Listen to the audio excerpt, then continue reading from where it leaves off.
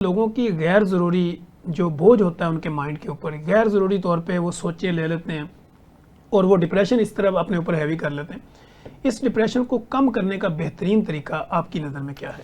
دیکھیے، میرا پرسپیکٹو یہ ہے کہ ہم میڈیسنس کی بجائے اگر اپنے لائف سٹائل، کیونکہ لائف سٹائل ایک ایسی چیز ہے جس کو آپ اگر اڈاپٹ کرتے ہیں تو وہ فار ایور ہوتا ہے، اور اگر آپ اپنے لائف سٹائل میں تھوڑی چینجز لے آئیں تو آپ کا سٹریس اور ڈپریشن جو ہے، کیونکہ پہلے تو وہ سٹریس ہوتا ہے اور جب وہ پرولونگ ہوتا ہے تو ڈپریشن بنتا ہے، اور جب ڈپریشن پرولونگ ہوتا ہے تو وہ MDD میجر ڈپریسو ڈس آرڈر بنتا ہے. تو اگر آپ سٹریس کو ہی سٹریس کے لیول پر ہی ہینڈل کر لیں with the help of your healthy life style, slip hygiene, balance diet, meditation, deep breathing techniques, تو آپ ڈپریشن کے شکار ہو ہی نہیں سکتے. ڈپریشن تب ہوتا ہے جب آپ کا سٹریس ان ٹریٹڈ رہتا ہے، اور جب آپ کا سٹریس ڈپریشن میں کنورٹ ہوتا ہے اور ڈپریشن ان ٹریٹڈ رہتا ہے تو پھر وہ MDD بن جاتا ہے، اور پھر میڈیکیشن کے بغیر ٹریٹمنٹ پاسبل نہیں ہوتا. ٹھیک ہے. اچھا، جو نارمل سٹریس ہوتا ہے سٹارٹ میں، تو اس کو کتنا ٹائم پیریڈ لگتا ہے؟ اگر کلینیکل سائیکالوجی میں ہم دیکھیں کہ اس کو ریورس کیسے کیا جا سکتا ہے؟ دیکھیں، جو سٹریس ہے اس کو ہم ایک حد تک ہیلدی سمجھتے ہیں، کیونکہ سٹریس ڈیلی لائف کے اندر ہمیں ہوتا ہے. بچوں کو ایگزام کا سٹریس ہوتا ہے، جو نوکری پیشہ لوگ ہیں ان کو اپنی نوکریوں کا سٹریس ہوتا ہے، کسی کا جاب انٹرویو ہے اس کو اس کا سٹریس ہے. تو ڈیلی بیسس کا جو سٹریس ہے دیٹ از ٹیمپرری. تو وہ ایک ہیلدی سائن ہے کہ اتنا سٹریس ہمیں لینا چاہیے. بٹ اگر وہ سٹریس آپ کا 2 ہفتے سے اوپر چلا جائے، سیم وہی کنڈیشن رہے، اور آپ وہی چیز وہ پرولونگ ہو جائے، تو پھر وہ سمٹمز آپ کی ڈیلی لائف کو افیکٹ کرنا شروع کر دیتے ہیں. آپ کی سلیپ افیکٹ ہوتی ہے، بھوک افیکٹ ہوتی ہے، تو پھر وہ ڈپریشن کے سائنس، ارلی سائنس جو ہیں وہ نظر آنا شروع ہو جاتے ہیں. اگر آپ کے پاس نالج ہو تو آپ ڈاکٹرز کو کنسلٹ کرتے ہیں، ورنہ آپ اپنے آپ کو اس فیز سے نکالنے کے لیے جو میں نے ڈیلی لائف کی آپ کو ہیلدی لائف سٹائل بتایا، اس سے بھی اپنے آپ کو کیور کر سکتے ہیں. ٹھیک ہو گیا.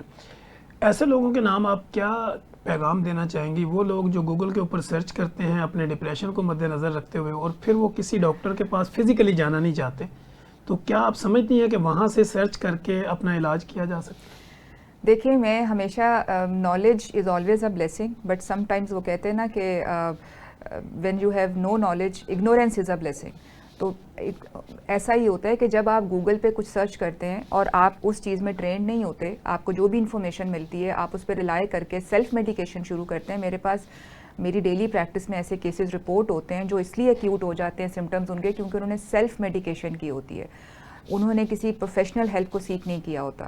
تو یہ اپنے طور پر اس چیز کی انفارمیشن لینا اور پھر اس کو امپلیمنٹ کرنا، یہ دونوں چیزیں رانگ ہیں. آپ انفارمیشن کی حد تک تو چلیں لے سکتے ہیں، بٹ اس کے بعد آپ بیٹر انڈرسٹینڈنگ کے لیے کسی پروفیشنل کے پاس جائیں اور پھر اس کے اکارڈنگ اس کے ٹریٹمنٹ پلان پہ چلیں. ٹھیک ہے. لوگ اصل میں یہ سمجھتے ہیں کہ جب بھی وہ گھر والوں کو کہتے ہیں میں نے کسی سائیکالوجسٹ کے پاس جانا، تو وہ اس کو دماغی مریض سمجھنا شروع کر دیتے ہیں. تو لوگ اس ڈر سے بھی جو ہے وہ پراپر بتاتے نہیں ہیں، یا اندر ہی اندر اپنی اس پرابلم کو لے کے چلتے رہتے ہیں. تو ایسے لوگوں کو ٹریٹ کرنے کا آسان طریقہ کیا ہوتا ہے؟ دیکھیں، if I talk about previous decade back, تو بالکل ایسا تھا. لوگ بہت اسٹگمیٹک سمجھتے تھے، بٹ آفٹر دیٹ میں اس کو ڈیلی پریکٹس میں آبزرو کر رہی ہوں کہ بہت چھوٹے بچوں کو بھی میرے پاس لایا جا رہا ہے. لوگوں میں اویئرنیس آ گئی ہے کہ یہ بھی ایک پراپر جو ہے وہ پرابلم ہے، ڈس آرڈر ہے، مینٹل ڈس آرڈر بھی ایک چیز ہے، اور اگر کوئی بھی سمٹم اس طرح کے ہیں تو ہمیں اس کے لیے ہیلپ لینی چاہیے. لیکن آپ بالکل ٹھیک کہہ رہے ہیں کہ ابھی بھی ہماری سوسائٹی میں ایسی فیملیز ہیں جو اگر بہت ایکیوٹ میٹر ہو جائے تو آ تو جاتے ہیں ہمارے پاس، لیکن یا تو وہ ریکویسٹ کرتے ہیں، وہ ماسک پہن کے آتے ہیں اور ریکویسٹ کرتے ہیں کہ آپ نے نا ہمارا یہ نام، تھوڑی سی اگر فیمس پرسنالٹیز ہوں کہ نام بتائیں کہ ہم ایک سائیکالوجسٹ کو وزٹ کر رہے ہیں.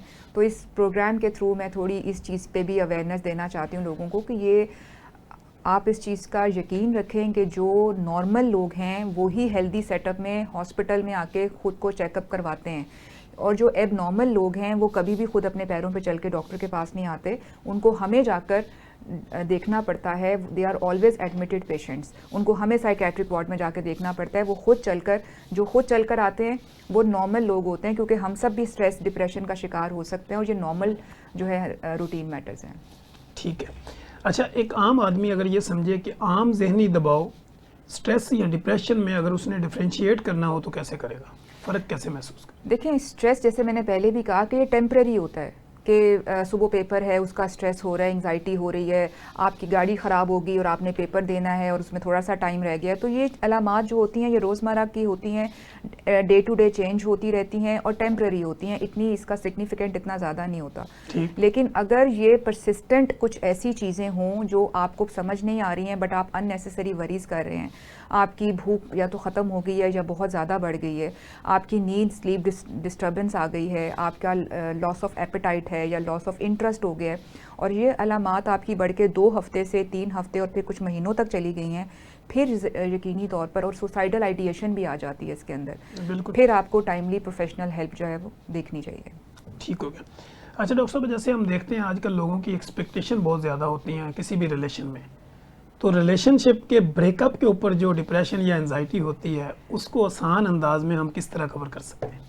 دیکھیں، ریلیشن شپ جو ہے اس کے اندر جو بریک اپ کی وجہ جس کو ہم کہتے ہیں ریلیشن شپ میں جو ریڈ فلیگز ہیں ان کا جاننا بڑا ضروری ہے. جیسے مثال کے طور پر اگر تو ریلیشن شپ میں ایک ایکویژن چل رہی ہے، ٹھیک ہے، ایک بیلنس چل رہا ہے، تو ریلیشن شپ سکسیسفل رہے گا.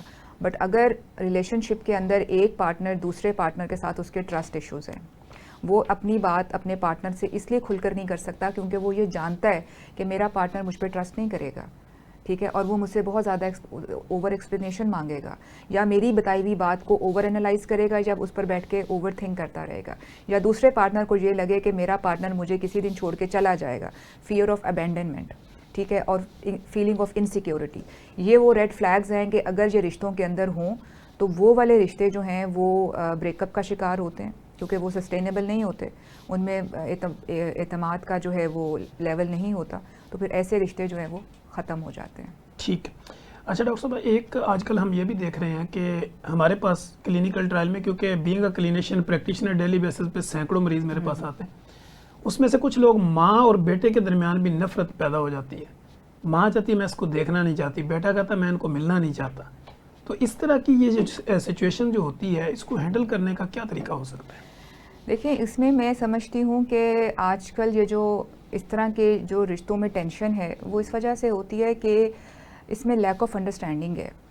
اس کے اندر تھوڑا سا ایموشنل سپورٹ دینا چاہیے کہ اگر ایک ماں اپنے بیٹے کی شادی کرتی ہے اور اس کی بہو کو لے کر آتی ہے، اس کی بیوی کو لے کر آتی ہے بہو بنا کے، تو اس کا بیٹا اس کا اپنا بیٹا ہے، ٹھیک ہے، اس نے اگر بیٹی بنانا ہے یا رشتہ اس نے جوڑنا ہے تو اس ایک نئے اٹرنیٹی کے ساتھ جو اس گھر کے اندر ایک نیو ایڈیشن ہے، اگر اس کا بانڈ اس کے ساتھ اچھا ہے، بیٹا اس کا بیٹا ہی رہے گا، بالکل ایسے. ٹھیک ہے. لیکن جو بہو ہے اس کے ساتھ اس نے ریلیشن شپ کو بلڈ کرنا ہے اور بانڈنگ ڈیولپ کرنی ہے، اس کے لیے دونوں طرف سے محنت ریکوائرڈ ہے.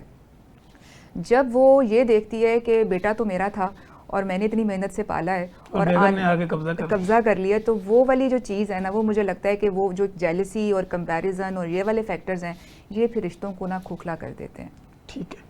اچھا ڈاکٹر صاحب، اسی سے ریلیونٹ ایک سوال یہ بھی ہے کہ ہمارے ہاں جو مدارس میں لوگ پڑھتے ہیں یا کوئی دینی تعلیمات حاصل کرتے ہیں یا بہت زیادہ تسبیحاں اور بہت زیادہ جو وظائف کرتے ہیں، ان کا بھی کچھ لوگ یہ کہتے ہیں کہ یہ اس نے گرم وظیفے کیے اس وجہ سے اس کی دماغی حالت جو ہے نا وہ خراب ہو گئی. تو کیا بینگ اے کلینکل سائیکولوجسٹ آپ یہ سمجھتی ہیں کہ یہ لوگوں کی ایک متھ ہے یا اس طرح کے اثرات ہوتے ہیں کہ لوگوں کی مینٹل ہیلتھ ڈسٹرب ہو جاتی ہے؟ دیکھیں، مینٹل ہیلتھ ڈسٹرب ہونے کی بہت سی وجوہات ہو سکتی ہیں. جیسے میرے پاس جب لوگ گاؤں سے خاص طور پر پیشنٹس آتے ہیں تو وہ یہ سمجھتے ہیں کہ یہ جو ان کے بیٹی کو یا بیٹوں کو، یا زیادہ تر لڑکیاں ہیں جو گاؤں کے ماحول کے اندر ذہنی دباؤ کا شکار ہوتی ہیں، تو جب وہ میرے پاس ان کو لایا جاتا ہے تو آپ یقین کریں کہ وہ کہتے ہیں کہ اس کو ہم نے بڑے دم درود کرائے، یہ نمازیں نہیں پڑھتی تو اس پہ جن چمڑ گئے ہیں.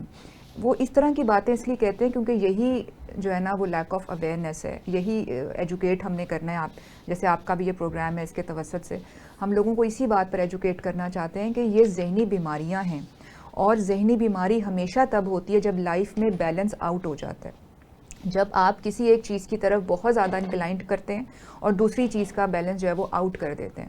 اب جیسے آپ وظائف پڑھ رہے ہیں یا اگر آپ مدرسے میں ہیں، میرے پاس ویسے unfortunately this is really unfortunate but this is the truth which I practice and witness in every day practice, کہ بچے خاص طور پہ جو مدرسے پیرنٹس بھیج دیتے ہیں وہاں پر اتنا سختی کا ماحول ہوتا ہے. مطلب میں سب مدرسوں کی بات نہیں کر رہی، لیکن کچھ ایسے مدرسے ہیں جہاں پر وہ سٹینڈرڈز مینٹین نہیں کیے جاتے, جہاں ہیومن رائٹس کو وائلیٹ کیا جاتا ہے, وہاں پر اس تشدد سے بھی بچے جو ہیں وہ ذہنی دباؤ, انڈیو پریشر کا شکار ہو کے بہت سے مینٹل ڈس آرڈرز کا شکار ہو جاتے ہیں.